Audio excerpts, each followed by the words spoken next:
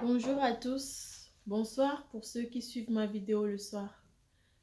Aujourd'hui, je viens avec un sujet avec l'intention de de parler de moi, de mon histoire, de mon vécu, de comment je suis née et jusqu'à maintenant afin que cela puisse sensibiliser d'autres personnes. Je vais, dans cette vidéo, je vais parler uniquement de la famille dans laquelle j'ai grandi, c'est-à-dire là où je suis née et là où j'ai grandi. Je, je suis experte en relations parents-enfants, relations toxiques et paroles de vie. Avant de commencer, je vais d'abord dire les gens qui sont un peu sensibles par rapport à la spiritualité ou qui ont un peu qui sont un peu en retrait par rapport à cela, je vous conseille de ne pas trop écouter cette vidéo parce que je vais aussi entrer dans le côté spirituel. Parce que en parlant de perversion narcissique, il y a automatiquement un côté spirituel. D'abord, je suis née en Afrique dans une famille où le père et la mère sont des pervers narcissiques. C'est-à-dire, mon père il était un pervers narcissique extroverti et ma mère est une perverse narcissique introvertie. Donc, j'ai grandi dans une grande famille. Mon père a eu trois femmes. Et ma mère est la deuxième. Donc, on est 16 enfants au total et moi, je suis la 15e. Donc, c'est une très, très grande famille. Dans la maison dans laquelle j'ai grandi, il y a seulement deux femmes qui ont vécu vraiment dans cette famille, dans cette maison, c'est-à-dire ma mère et la première femme de mon père. Et la troisième femme, elle vient de temps en temps pendant les vacances et tout, et elle repart avec ses enfants.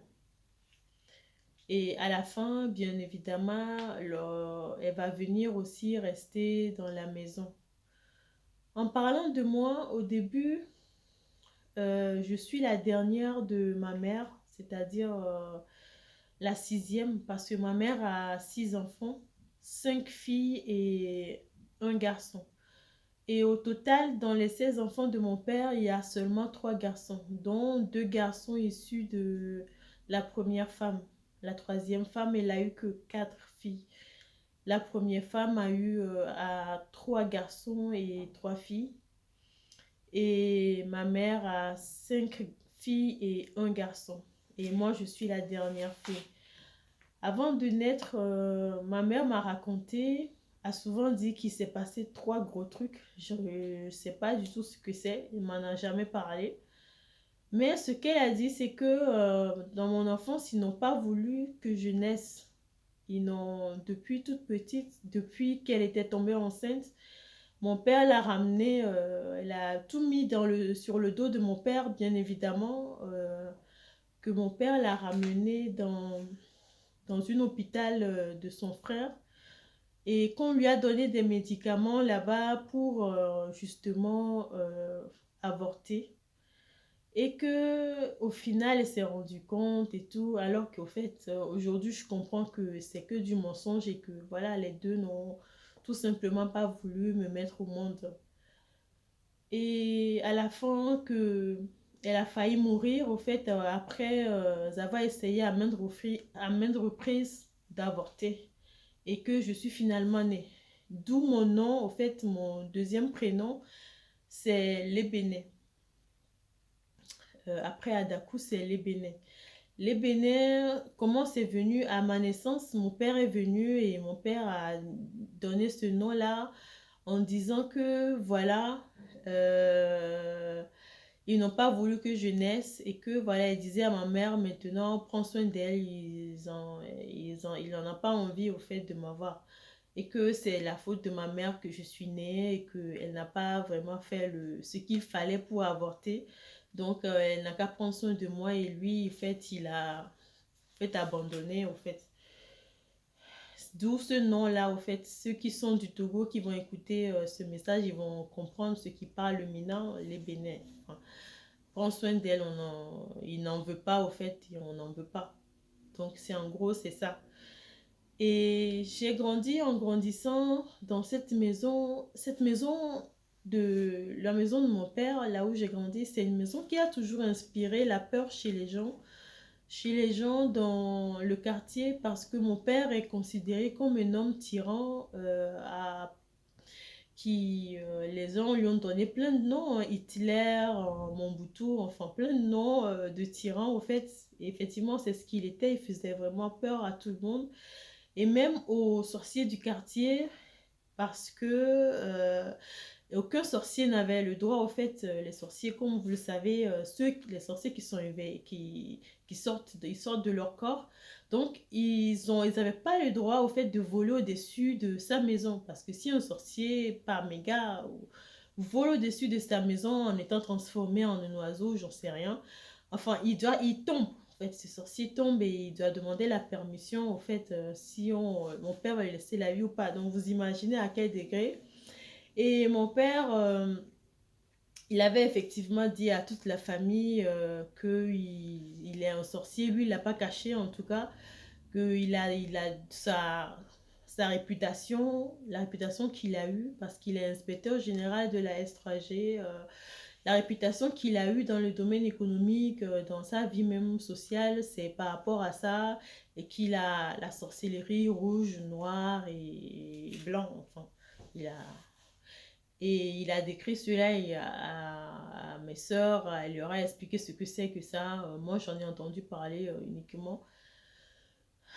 Et du coup, à la fin, ce qui s'est passé, c'est lorsque je suis née, j'ai grandi dans cette maison, je suis très sensible aux choses qui se passent parce que vous imaginez dans une maison de sorcellerie où se passent toutes sortes de choses occultes parce qu'il y a plein de cérémonies qui se font sur nous les enfants. On fait plein de cérémonies sur nous où on nous vouait au fait aux démons, où on était voué au fait aux esprits de la famille, où on nous réveillait la nuit, ou à minuit, il y avait plein de tas d'occultisme, de rituels qui se faisaient sur nous les enfants. Et il y avait plein de... Et dans cette maison, moi en tant que hypersensible, dans cette maison, je vivais réellement les choses telles qu'elles sont. Je voyais les esprits, je voyais les démons, je voyais plein de tas de choses et même dans mes rêves que je faisais lorsque je grandissais, dans les rêves, je voyais, j'étais tout le temps attaquée par par plein de tas de bêtes sauvages, même des monstres, et surtout particulièrement lorsque j'étais jeune, je me rappelle, vers les 6 7 8 ans, il y avait un démon qui avait une forme de pieuvre, comme un grand serpent, qui me suivait tout le temps et qui tuait au fait tout le monde qui s'approchait de moi, particulièrement les hommes. Il tuait vraiment tous les hommes qui s'approchaient de moi, même pour m'aider ou quoi que ce soit, ce démon-là les tuait. Et quand je racontais cela à ma mère, évidemment, elle me disait c'était mon ange gardien, il faut pas avoir peur de cet ange gardien, que je dois le laisser faire et tout, parce que moi je fuyais aussi. Donc, dans les rêves, je fuyais au fait cet esprit-là. Et j'ai fait ce rêve-là, j'ai fait ça pendant jusqu'à toute mon enfance. J'ai vraiment fait ce rêve-là jusqu'à ce que ça s'est arrêté lorsque je suis devenue adulte. Et là, je vais vous expliquer plus tard ce qui s'est passé. Enfin, je vais le dire. Ce qui s'est passé, c'est que à mon adulte, lorsque je suis devenue adulte, au fait, c'était moi réussi à rentrer en moi, au fait, parce qu'il y a eu une porte qui s'est ouverte, c'est-à-dire la fornication. Lorsque j'ai grandi, je suis devenue adulte, je ne suis pas mariée, mais j'ai forniqué, donc c'est de moi a eu cette porte ouverte-là pour rentrer en moi, en fait. Et ce démon-là, c'était ma mère. c'était le démon de ma mère, c'était son esprit enfin, démoniaque, en fait. Parce que les pervers narcissiques, comme je l'ai expliqué dans mes vidéos avant, ce sont des gens qui, au fait, à un moment donné, lorsqu'ils ont accepté, surtout ceux qui sont éveillés, ils ont accepté, au fait, la perversion narcissique, entrer dans le démoniaque, leur esprit, au fait, leur esprit n'est plus un esprit humain, mais est devenu, au fait, un esprit, c'est l'esprit démoniaque qui a pris la place de leur esprit. C'est la raison pour laquelle un pervers narcissique, c'est pas possible de, de, de en fait, ça ne peut pas changer. Vraiment, ça ne change pas un pervers narcissique parce que son esprit n'est plus là. C'est un démon qui a pris la place. C'est devenu un hybride, au fait. Mais par contre, il y a certains sorciers qui, eux, ils sont différents. C'est eux qu'on va entendre parler souvent, qui sont devenus qui sont nés de nouveau, qu'ils ont reconnu au fait la lumière et qui sont passés de l'autre côté, et c'est ces sorciers qui témoignent au fait et tout. Ces sorciers là au fait ils étaient pas vraiment, c'était pas vraiment des pervers narcissiques, vous voyez. C'était des gens qui gardaient, qui avaient encore en eux une part au fait de leur âme. Il y avait encore une part d'eux quelque part. Alors qu'un pervers narcissique qui est devenu un sorcier, c'est-à-dire est éveillé spirituellement, c'est un pervers narcissique qui est éveillé spirituellement, c'est même un pervers narcissique qui n'est pas éveillé spirituellement, ce sont eux qu'on appelle les pervers, les sorciers inconscients. Parce que eux, ils ont cet esprit-là, leur esprit qui est devenu l'esprit démoniaque. Et eux, ils agissent au fait inconsciemment avec la nature de Satan qui est en eux. Alors que le pervers narcissique éveillé, c'est le sorcier, lui, qui est conscient, qui, voilà, il sort de lui la nuit, il va faire des trucs et tout dans l'autre monde spirituel et qui revient. Vous voyez? Donc, il y a vraiment une différence en ça. Voilà, lorsque je suis née maintenant et que je voyais ces choses-là, j'étais vraiment terrorisée, hein. Et sachant en plus que je suis différente dans la famille, c'est la raison pour laquelle ils n'ont pas voulu que je naisse. Parce qu'ils m'ont donné un autre nom, Estelle, c'est-à-dire étoile. Et je suis née en 11 août. Enfin, ils ont au fait vu mon étoile bien avant que je naisse. Donc, ils ont vu que cette personne-là, au fait, on doit tout faire pour qu'elle naisse pas. À moins, si elle naît, il va falloir, au fait, la contrôler, la dominer, la manipuler et vraiment pour... J'étais devenue, au fait, la pile électrique de toute la famille, c'est-à-dire l'énergie de toute la famille. Et donc, j'ai été vraiment acculée. J'étais devenue la servante de toute la famille. Vous voyez, même ils ont eu des servantes, mais j'étais la servante même de ces servantes-là. Je faisais les choses. On m'a élevée dans un esprit d'esclave. Et j'étais devenue l'esclave lorsque je grandissais. Tout le temps, ce sont des critiques constantes, comme vous le savez déjà, quelle que soit la manière dont j'agissais, la manière dont je mangeais, la manière dont je marchais, la manière dont je parlais, tout était mauvais. Et, enfin, ils disaient tout ce que je faisais, enfin, toute ma personnalité, rien n'était bon en moi. Et même quand je marchais ou même quand j'agissais ou je parlais, même je leur parlais, j'avais une peur en moi que je vais encore dire quelque chose de mal ou même mes besoins n'étaient pas considérés. J'étais même d'ailleurs parentifiée parce que moi-même je prenais soin de moi dès toute petite parce que personne n'était là pour moi, pour prendre soin de moi. Donc, et j'étais là pour prendre soin de ma mère qui se faisait aussi maltraiter par mon père parce que mon père, c'est un pervers narcissique extroverti. Donc, elle se fait tabasser. Non seulement c'est un pervers narcissique extroverti, mon père, il est aussi un psychopathe. C'est quelqu'un, il frappe ses enfants, tous ses enfants, au fait, ont un handicap physique. Euh, certains, mon grand frère, lui, il est un peu déglingué dans sa tête parce que mon père l'a cassé la tête en le frappant. Et mes soeurs et moi, enfin, j'ai des problèmes d'oreille. Parce que mon père s'est jeté sur moi, il m'a cassé le tympan. Tout simplement parce que j'ai pas balayé un endroit à temps. Parce qu'il voulait que je balaye là-bas à temps. Et alors que moi, j'avais des examens à faire, j'étais en troisième. Et ma mère, évidemment, lui a dit où me trouver. Hein. J'étais partie me cacher parce que lorsqu'il a commencé par me chercher, je suis partie me cacher. Et mon père, il était vraiment un tyran que même quand il rentre à la maison à minuit, 1h, 2h du matin, il faut sortir pour lui ouvrir le garage. Sinon, eh ben, il va taper tout le monde dans la maison. Il va taper tout le monde. Dans le sommeil, il vient, il te tape. Parce que quand il sonne, quand il klaxonne une fois, la deuxième fois, vous devez l'ouvrir. Sinon, c'est les bâtons. Tout le monde y passe. Donc, il était vraiment un psychopathe, hein, un gros psychopathe à part son côté sorcier. Et il terrorisait tout le monde comme ça. Et ma mère, en grandissant, vu que j'ai été élevée en tant qu'esclave, mes besoins physiques étaient négligés. J'étais toute maigre, toute petite, parce que on ne prenait pas soin de moi. J'étais rejetée.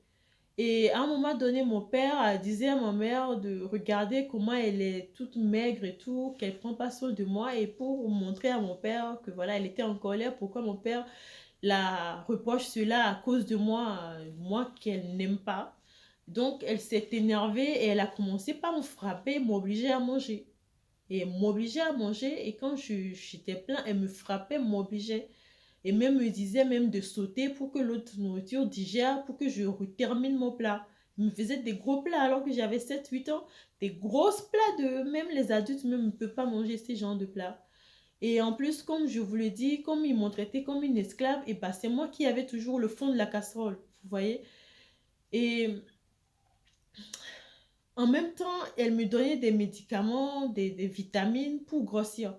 Et là, à la maison, on ne m'appelait pas, là-bas, dans cette maison, on ne m'appelait pas par mon nom. C'était des surnoms. Lorsque j'étais maigre, j'étais du genre triangle renversé, tête de triangle renversé, ou des insultes, des noms insultants. Pintade, enfin, vous voyez, des noms vraiment insultants, dénigrants, humiliants.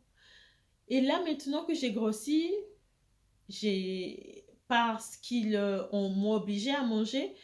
Et là, c'est devenu l'inverse. Ça aussi, ça ne leur convient pas. Et ce sont des insultes, euh, genre gros bidon, bidon explosé, dos large, dos rond, enfin, et des noms, même des noms bizarres qu'on trouve dans, je sais pas, c'est dans d'autres langues, l'entemono, tchen, gorovna, enfin c'est des noms, je n'en sais, je sais même pas d'où ils trouvent ces noms bizarres, au fait, vous voyez.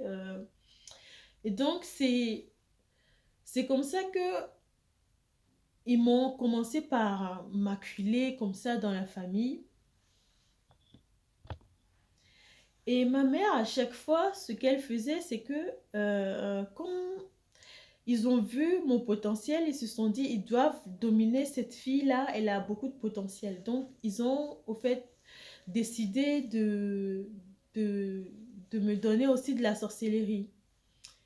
Et parce qu'ils se sont dit, avec tout le potentiel qu'elle a, toute la lumière qu'elle a en elle, et bah, je vais vraiment être très élevée, au fait, dans le monde, dans le monde satanique. Donc, ce qu'elle faisait, c'est que dans l'initiation, elle m'a mené à affronter la peur. Alors que j'étais hypersensible et à affronter la peur et à me couper complètement de mes émotions. Ce qui, avec couper une hypersensible, dire à une hypersensible d'être coupée de ses émotions, déjà une personne qu'on élève et on essaie de la couper de ses émotions, déjà c'est difficile. Mais par contre, une hypersensible, une personne hypersensible, l'amener à couper de ses émotions, c'est impossible parce que elle va mourir en fait. Parce que c'est ça qui fait ce qu'elle est. Donc, elle m'a mené à affronter mes peurs. Elle me disait, elle m'envoyait la nuit, en pleine nuit, dans notre maison, il y a plein d'arbres aussi. C'est une très grande maison, on dirait la forêt, le jardin, en fait.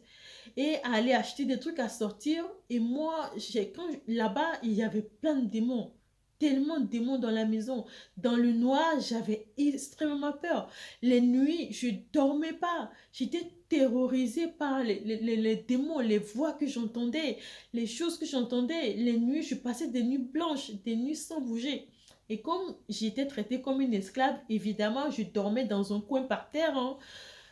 Et alors que tout le monde dort sur un lit, moi, je dormais par terre et ce qu'il avait l'habitude de dire, c'est que eh ben, tu es un enfant, c'est pas grave, les enfants dorment par terre. Alors qu'au fait, les autres, on les a pas fait ça.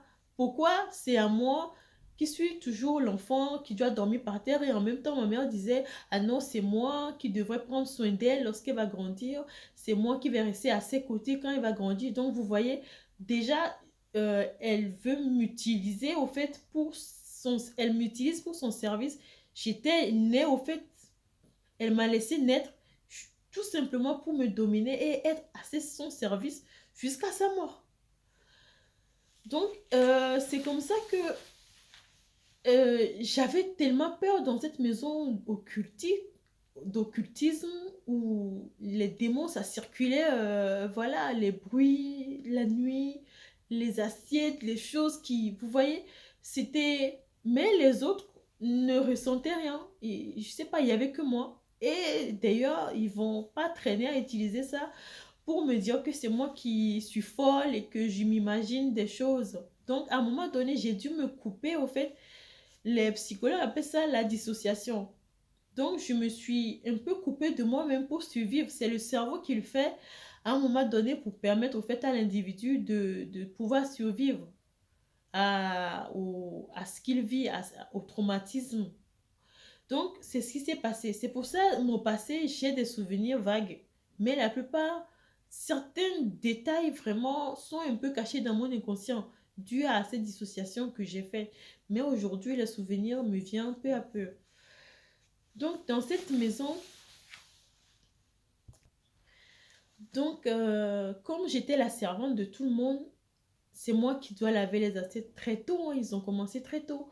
Même 6 7 ans, c'est moi je dois nettoyer les habits de mon frère, je dois nettoyer déjà mes propres habits, l'habit de ma mère, de mes parents, je dois faire la vaisselle de tout le monde et si je ne le fais pas, et ben, personne ne le fera. Soi-disant, je suis la plus petite, donc pour eux, c'est la plus petite qui doit le faire. Alors que les autres, ils étaient aussi petits, pourquoi eux, ils l'ont pas fait que c'est moi? Et donc, je lavais l'assiette. Et c'est comme j'étais petite, j'ai envie de m'amuser au lieu de faire tous ces travaux d'esclave. Et moi, et du coup, il m'insultait, il me critiquait, il me culpabilisait, que j'étais paresseuse, que je n'ai envie de rien faire, que je vais souffrir dans ma vie, des malédictions, des, des, des, des, des culpabilisations, tout le temps des critiques et tout. Et n'oubliez pas le côté où, voilà, sacrifice, parce que quand mes soeurs et tout font des bêtises, et bah, c'est sur moi qu'on pose ça. Et mon père, dès qu'il me voyait me frapper, ouais, celle qui fait toujours des bêtises. Je comprenais rien. Mais aujourd'hui, je comprends qu'au fait, c'est eux, quand ils font des bêtises, ils disent que c'est moi. Ils répondent tout sur moi. Et moi, mon père me frappait sans savoir. Et même des fois, quand ils font des bêtises, ils me demandent même de dire que c'est moi qui l'ai fait. Et comme ça, mon père me frappe. Et une fois, il y a... Ma soeur m'a brûlé. J'étais au primaire. Ma soeur m'a brûlé avec le fer à repasser, a brûlé mes jambes. Et la peau est partie, j'avais crié, j'étais une enfant. Et à la suite, ils m'ont interdit de dire ça à mon père. Soit disant, mon père va taper ma soeur. Et bah, elle a fait quelque chose, elle doit assumer les conséquences. Mais non, ils ont dit de dire à mon père que c'est moi, je m'amusais et que je suis tombée, je me suis fait cette blessure. La blessure est grosse, hein. J'ai encore les cicatrices aujourd'hui sur ma cuisse. Elle est immense. Et, et donc, mon père m'avait frappé. Ma mère n'avait pas pris soin de cette blessure. Et la blessure s'est infectée. Et elle m'a encore culpabilisée en disant c'est de ma faute. c'est moi qui me suis amusée et que la blessure, au fait, ne cicatrise pas. Cette grande blessure, normalement, devait être traitée à l'hôpital ou devait avoir des soins. Il n'y a pas eu de soins. Ils ont tout simplement mis de la tomate, c'est ce qu'elle a toujours fait, la tomate ou des pâtes dentifrice sur les brûlures, et ensuite mettre de l'éosine. C'est le médicament rouge.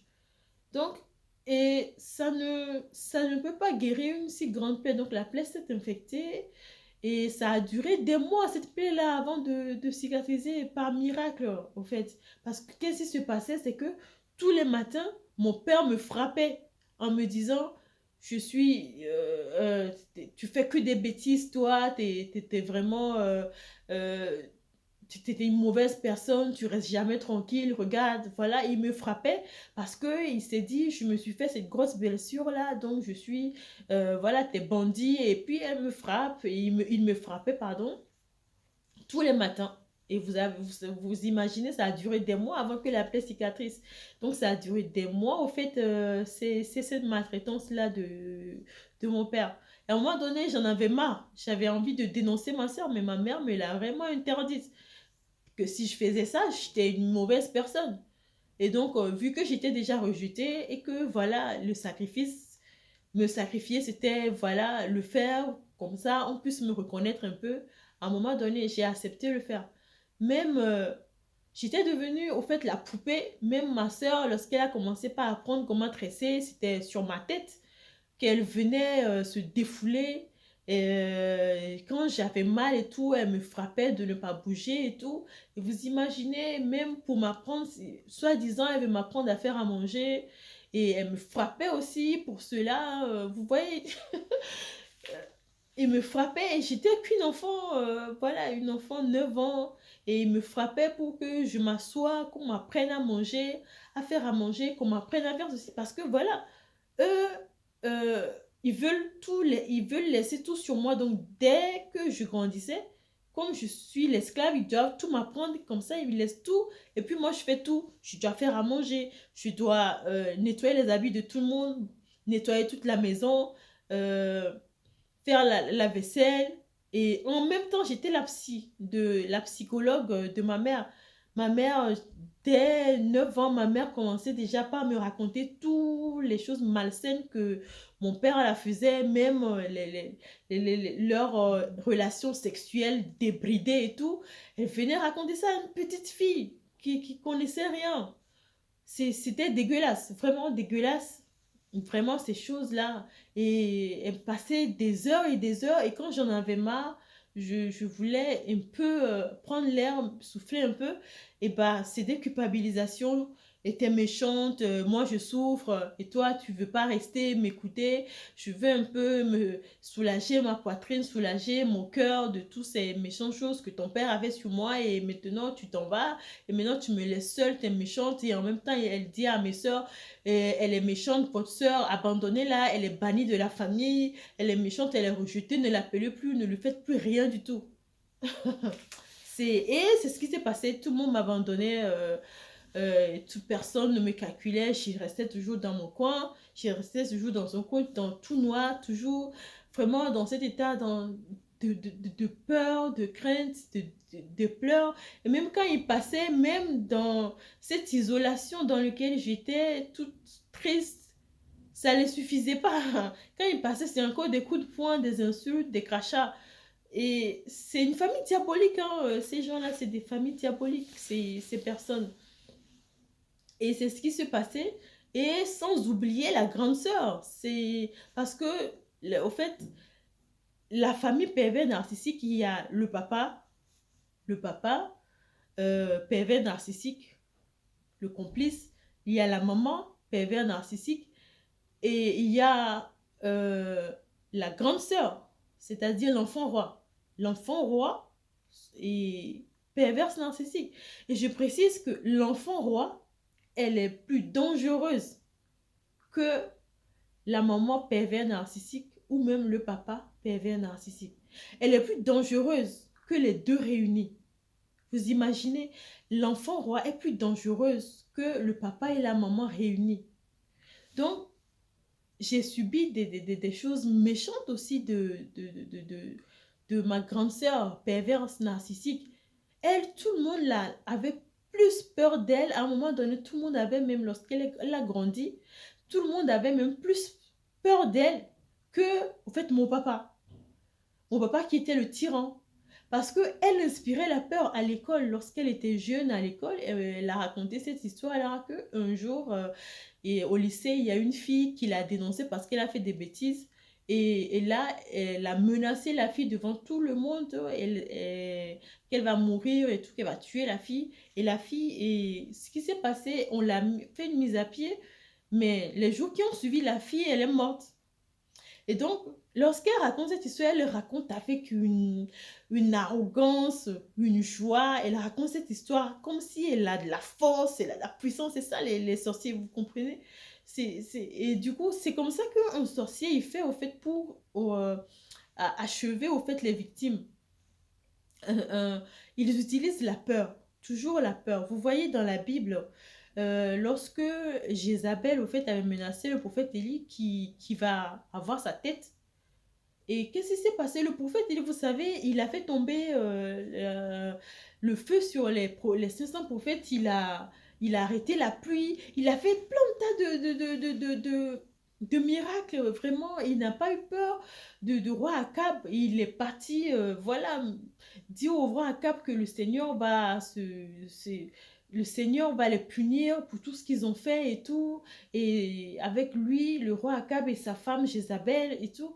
Et il n'a pas eu peur. Et là, cette petite femme Jézabel vient maintenant pour dire qu'elle veut la tête du prophète Élie. Et là, Élie a fui. Élie a pris peur.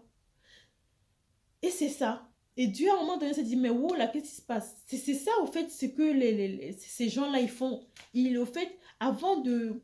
C'est ça la sorcellerie charnelle.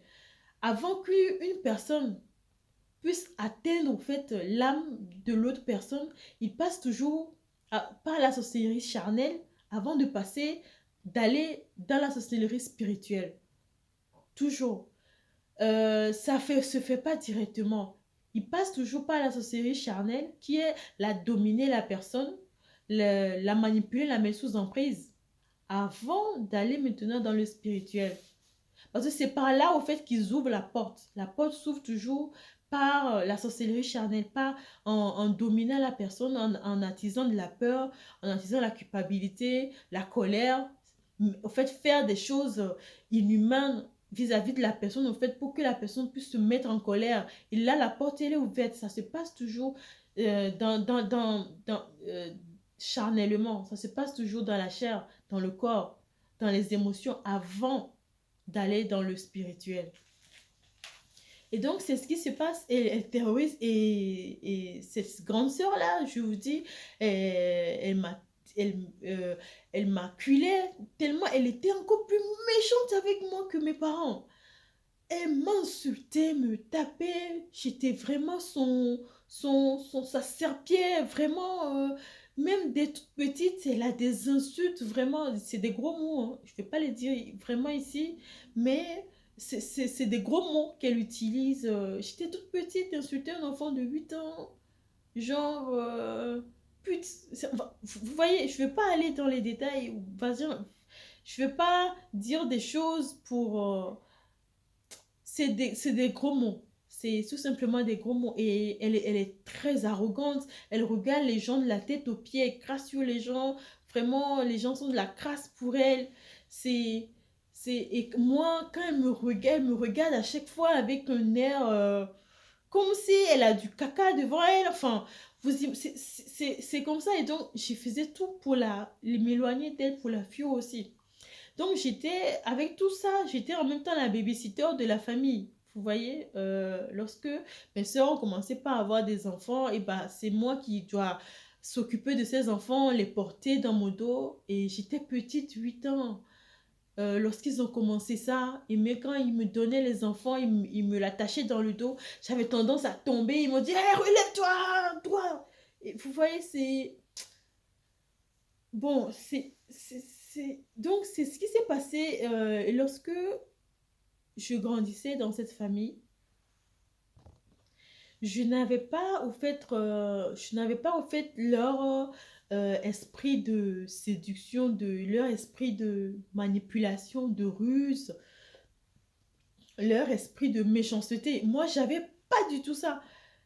Mais eux, ils ont grandi dans ça, c'est les coups bas et tout, c'est les méchantes choses, les insultes. Et moi, en fait, j'étais différente complètement. Et ça les énervait encore plus. Et ils avaient tendance à me dire, je me prends pour qui? Tu te crois la plus intelligente? Tu te crois être maligne plus que qui ici? Vous voyez, ça les énervait parce qu'ils voyaient que, quel que soit et quand il me manipulait, il se foutait de ma gueule. Et moi, j'étais là à être innocente vis-à-vis d'eux, à dire, mais qu'est-ce qui se passe? De quoi tu parles? Et ça les énervait encore plus parce qu'ils voyaient que, en fait, leur intimidation, leur manipulation, leur méchanceté, en fait, moi, j'étais contre ça. Moi, j'étais... Et je me rappelle, lorsque j'étais enfant, j'avais souvent tendance à donner trois... à dire que moi, je vis pour la justice. Dès toute petite. Pour la justice, la paix, l'amour. Et j'étais là, et d'ailleurs, c'est pour ça que j'ai dit à ma mère, sauver les gens, les aider à comprendre la justice. Vous voyez, je veux être avocat pour, voilà, arrêter l'injustice qui se passe, les gens sont condamnés. Et du coup, j'avais souvent ça, ou bien j'allais être médecin. Donc, c'est sur les deux choses-là que j'étais vraiment posée dès toute petite en disant, voilà, les gens sont malades, ils souffrent. J'étais vraiment dans l'émotion, alors que c'est tout à fait le contraire que eux, c'est, voilà, celui qui est le plus rusé, celui qui fait plus les coups bas, celui qui est plus méchant. Et du coup, je les énervais. Et donc, c'est la raison pour laquelle ils me rejetaient encore plus. Et ils m'insultaient, j'étais la mauvaise de la famille, j'étais celle qui renie la famille, vous voyez. Et ces familles qui a plein de cachotteries en plus. Donc, à l'extérieur, ils faisaient voir que c'est une famille parfaite, alors qu'à l'intérieur, c'est vraiment l'horreur qui se passe, en fait. C'est l'horreur et c'est des coups bas. Et moi, j'étais l'esclave de tout le monde. Donc, en grandissant, j'ai grandi dans cette atmosphère-là. Et à un moment donné, mes soeurs ont commencé, au fait, ma mère a commencé par aller faire les papiers pour aller à l'Occident, à l'étranger. Et moi, heureusement que Dieu m'a aidée. Et j'étais intelligente sur le plan scolaire. Et d'ailleurs, je suis la seule à aller à l'université dans toute cette famille. Et ça aussi, c'était un point sur lequel ils avaient tendance à m'insulter, vous voyez, parce qu'ils étaient jaloux et ils voyaient que, voilà, moi, je réussissais. Parce qu'après tous ces rejets, au moins Dieu m'a accordé quelque chose, mais eux, ils veulent tout simplement me voir crever dans tous les sens, vous voyez. Et donc, c'était tellement en colère contre moi parce que je réussissais sur le plan scolaire et ils ont essayé de me saboter. Et évidemment, ils m'ont saboté. Lorsque j'ai eu le bac, ils se disent, mais même lorsque j'allais aller à mes examens, ma, euh, il faisait tout. Ma mère me donnait des trucs à faire jusqu'à j'allais en retard. Lorsqu'elle m'amenait aux examens à l'école, j'arrivais en retard. J'ai même failli me faire renvoyer lors des examens, rater mon examen. Vous voyez? Donc, ils m'ont saboté, vraiment saboté mon bac, saboté. Mais au fait, ça s'est bien passé. C'est tout. Dieu m'a aidé et sur le plan scolaire, j'ai réussi quand même après, malgré qu'ils ont essayé de me saboter à chaque fois. Euh, Même mes sœurs et tout, ma mère leur a acheté leur baccalauréat, leur a acheté leur BEPC. Mais moi, ils n'avaient pas besoin de ça. Même, ils prenaient tout mon temps en me donnant des travaux à la maison et tout. Mais malgré cela, je réussissais encore toujours à l'école. Et ça les énervait. Ça les énervait. Ils restaient juste à, voilà, à prendre mon intelligence. Enfin, bref. Et c'est ce qui s'est passé lorsque j'ai grandi.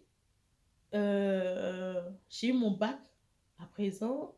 Mes soeurs sont allées à l'étranger et moi, je suis restée là-bas, toute seule avec mon frère et avec les autres aussi, hein, parce que c'est une famille polygame, comme je vous ai dit. Avec les autres, je suis restée avec mon frère côté maternel Et ma mère, ce qu'elle a fait, lorsque j'ai eu mon bac, j'ai voulu aller aux États-Unis comme mes sœurs. Et elle a dit, ouais, c'est bon, c'est bon, ouais, t'es intelligente. Elle reconnaît, ils reconnaissent que t'es intelligent, que je suis intelligente, ils reconnaissent bien sûr, mais c'est énervant. Même si c'est énervant pour eux, ils essaient de me saboter. Donc, elle a accepté que j'aille là-bas. Et donc, j'ai demandé à être inscrite à l'école américaine. Donc, je suis inscrite à l'école américaine du Togo. J'avais mon bac à 17 ans. Ensuite, j'ai été inscrite là-bas. Ma mère a fait les démarches financières qu'il faut. Et mes soeurs qui sont aussi à l'étranger ont envoyé de l'argent pour ça. Et là, j'ai commencé la première année. Comme j'ai déjà eu mon bac à l'école américaine, il me fallait que 1 an et demi, 2 ans, au fait, pour terminer le cursus et continuer mon école, le droit, au fait, aux États-Unis. Donc, lorsque j'ai commencé, tout se passait bien et là, bam, qu'est-ce qui se passe? Ma mère, au fait, financièrement, elle ne donnait plus l'argent à l'école. L'école, du coup, a dû arrêter et ils m'ont renvoyé de l'école. Soit disant, il n'y a plus d'argent. J'ai dit, mais c'est quoi ce délire? Vous voyez, ils m'ont encore saboté ça. J'ai fait une grosse dépression. Soit disant, en même temps, ils disaient, ouais, j'écoutais pas. Comme je vous dis, hein, ma mère, j'étais sa psychologue, la bonne à faire tout. Et j'avais plus le temps parce qu'après le baccalauréat, il y a plein de choses à apprendre et tout, à l'université, vous voyez.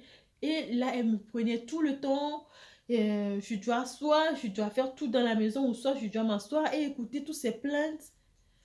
Soit c'était ça. Et là, j'en avais commencé par en avoir marre. J'avais déjà 17 ans, 18 ans. Et donc, elle a dit à mes soeurs, ne faites plus rien pour elle. Ne l'aidez pas. Elle est méchante. Elle ne veut plus m'écouter. Elle n'écoute plus ce que je dis. Elle passe son temps à sortir parce que je sortais pour aller apprendre dehors. Je ne pouvais pas apprendre dans cette maison. Je sortais pour aller dans les jardins publics, pour aller apprendre. Donc, c'est comme ça que mes soeurs, au fait, elle a dit que c'est pas ma faute que mes soeurs ont refusé de donner de l'argent pour que je puisse continuer l'école. Donc j'ai fait après une grosse dépression parce que pour moi c'était la seule chance au fait de quitter cette famille. Et ma mère, comme elle avait dit, elle me voulait à ses côtés, et bah c'est elle qui a saboté ça. Elle veut pas que je parte. Et j'ai fait une grosse dépression qui a duré presque 1 an. Et pendant cette dépression-là, évidemment, vous savez, elle était contente hein, parce que j'étais restée là, coincée. Mais elle ne montrait pas, elle faisait semblant et tout. Mais elle était contente. Et jusqu'à ce que j'ai arrêté de pleurer, j'ai dit c'est bon, je ne vais pas gâcher ma vie. Donc je suis partie aller m'inscrire à l'université pour faire les langues, pour faire la linguistique là-bas, la littérature américaine. Donc lorsque je continuais l'école là-bas, l'université, j'ai rencontré ensuite en deuxième année quelqu'un qui au fait fait aussi des papiers pour aller aux États-Unis. Donc j'en ai parlé à ma mère que j'ai encore rencontré quelqu'un si elle peut m'aider. Et en ce moment-là, vous imaginez, on vous demande d'être soumis, de faire tout ce qu'on vous dit. Donc j'étais vraiment soumise et tout, faire tout ce qu'on me dit à la lettre et tout, ne pas faire vraiment, quel que soit ce que je faisais, la manière dont j'étais vraiment à 4, je me pliais à 4, c'était toujours insuffisant. Comme vous savez, pour les PV narcissiques, quoi que vous fassiez, c'est toujours insuffisant. J'étais même arrivée à un moment donné que même si je marchais, je n'ai pas fait exprès, je marche sur le pied de quelqu'un, je vais demander pardon tout au long de la journée. Vous voyez, j'étais arrivée à ce niveau-là. Et, et j'étais vraiment, je me faisais toute petite, je ne voulais pas déranger, et j'étais là à servir tout le monde. J'étais vraiment l'esclave. Et j'ai grandi aussi avec cette mentalité-là, ce qui m'a bien sûr fait tomber dans beaucoup de relations toxiques, évidemment, où on m'a utilisé. Donc, c'est tout simplement été, en fait, la poursuite, au fait, de ce qui m'a été fait dans mon enfance. Et c'est ce qui s'est passé. Et là, pour la deuxième fois, j'en ai parlé à ma mère, ils ont commencé. Elle a encore dit oui, c'est bon, on va le faire. Et elle a commencé les papiers, et ils ont commencé et tout. Ça a duré des mois, je ne sais pas pourquoi, ça a duré même plus d'1 an pour faire ce genre de choses-là. Et là, j'étais même passée du deuxième année pour aller en troisième année. J'ai préparé même ma licence. Et là, les choses sont arrivées à bout. Et maintenant, et voilà, qu'est-ce qui s'est passé? Et bien ça aussi, ça n'a pas marché. Alors que le monsieur il a fait ça à beaucoup de gens, les autres ont marché, il n'y a que pour moi qui a échoué. Et je n'ai pas compris. Et ma mère disait, c'était de ma faute encore. Parce que j'en ai parlé. En ce moment-là, lorsque je précise que lorsque j'avais fait la première dépression, lorsque je n'ai pas pu terminer l'école américaine, en ce moment-là, j'ai rencontré au fait le père de mon premier garçon. Et donc, euh, il m'a rencontré et c'était une personne toxique aussi, hein, très toxique, et un pervers narcissique et un sorcier, pour le dire, voilà. Qui m'a aussi justement vu ce caractère-là que j'ai. Et comment lui il a fait pour me rencontrer? Il est passé par mon frère. Mon frère pour m'atteindre. Sinon, il m'aurait jamais atteint. À l'époque, me draguer dans la rue, c'est impossible, hein. J'étais vraiment fermée. Donc, il est passé par mon père, mon frère pour m'avoir. Et donc, c'était le premier que j'ai connu aussi. Je l'ai connu à 19 ans et lui, il avait 37 ans. Donc, et lorsque je l'ai connu, ce monsieur, j'ai